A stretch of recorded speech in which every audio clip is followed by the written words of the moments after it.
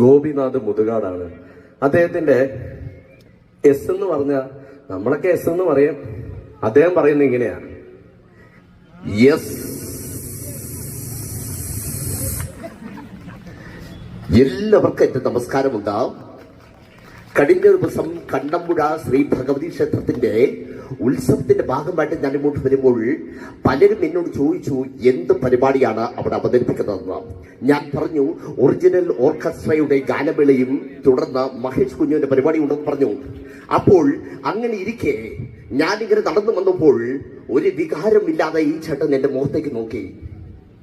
ഇപ്പോഴും നിങ്ങളുടെ മുഖത്ത് ഒരു വികാരവുമില്ല, ഒരു പുഞ്ചിരി പോലും നിങ്ങളെന്റെ മുഖത്തേക്ക്. പേടിച്ചത് കൊണ്ടാണെന്ന് തോന്നുന്നു തൊട്ടടുത്തിരിക്കുന്ന ചേട്ടൻ തല കുനിച്ച് നിൽക്കുകയാണ്.